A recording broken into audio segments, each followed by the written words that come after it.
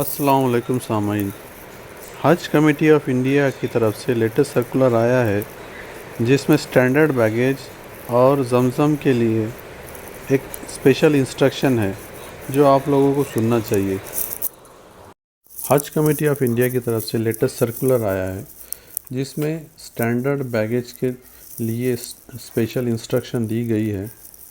इसमें हज कमेटी ने बताया है कि तमाम पिलग्रिम्स को यानी तमाम आज़मीन हज को स्टैंडर्ड बैगेज ही लेके जाना है हज के सफ़र के लिए, क्योंकि क्लमसी बैगेज और अनशेप बैगेज जो भी होते हैं, आप लोग गनी बैग वगैरह लपेट के लेके जाते हैं तो उससे डिफ़िकल्टी होती है एयरलाइंस को और एयरपोर्ट के अमले को। इसलिए हज कमेटी ने डिसाइड किया है कि इस बार और पिछले साल भी ये इंस्ट्रक्शन क्लियरली दिया हुआ था कि स्टैंडर्ड बैगेज आपको लेके जाना है। इसमें 2 बैगेजेस जो कि चेक इन बैगेज हो कि सूटकेस 20 केजी तक ये आपको अलाउ है चेक इन बैगेजेस पर पिलग्रिम। 1 हैंड बैगेज जो कि आपका कैबिन बैग होगा वो आपको अलाउ है। तो चेक इन बैग है जो 2 सूटकेसेस है, उसका लेंथ लंबाई 75 सेंटीमीटर्स होगी, चौड़ाई 55 सेंटीमीटर होगी और हाइट उसकी 28 सेंटीमीटर होगी। उसी तरह से आपका जो हैंड बैग है उसकी लंबाई 55 सेंटीमीटर, चौड़ाई 40 सेंटीमीटर और हाइट उसकी 23 सेंटीमीटर्स होगी। ये मैक्सिमम इसकी डायमेंशंस है। इससे ज़्यादा डायमेंशंस का बैग आप कैरी नहीं कर सकते। और 20 केजी एक बैग चेक इन बैग और 7 केजी हैंड बैग, इससे ज़्यादा का वज़न आप एक बैग में कैरी नहीं कर सकते। इस बैगेज के बारे में कुछ वार्निंग भी दी है हज कंपनी ने। उन्होंने ये कहा कि एक्स्ट्रा लगेज वो लेके नहीं जाएगी, ट्रांसपोर्टेशन का उनका कोई रिस्पॉन्सिबिलिटी नहीं है।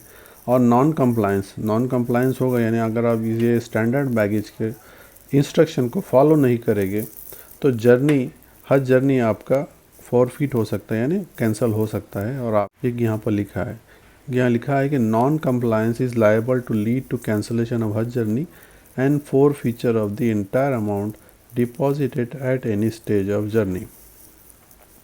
वार्निंग इन्होंने बोल्ड लेटर में लिखा है। वार्निंग को मैं आपको रीड कर देता हूँ। Pilgrim should strictly follow the size, shape and weight and hand bag and as well as cabin bag, यानी साइज़, शेप और वेट दोनों सबको आपको स्ट्रिक्टली फॉलो करना है। द अनस्पेसिफाइड और आउट ऑफ शेप, जो कि स्टैंडर्ड बैगेज से अलावा कोई शेप होगी, अनस्पेसिफाइड होगी, साइज़, शेप और वेट होगी, वो एक्सेप्ट नहीं होगी एयरलाइंस में। The same shall remain stranded at Jeddah और Medina Hajj terminal. Hajj Committee of India is not responsible to bring back any such stranded baggage from Jeddah, Medina to India. इस तरह के baggage जो out of shape हो गए, वो जद्दा या Medina terminal पे पड़े होंगे, लावारिस पड़े होंगे और हज कमेटी की कोई रिस्पॉन्सिबिलिटी नहीं कि वो वापस इनको इंडिया लेकर आए। So pilgrims in their own interest should remain cautious and follow the airline rules. Please do not keep any important things like travel documents, medicines, spectacles and any unspecified handbag and cabin bag.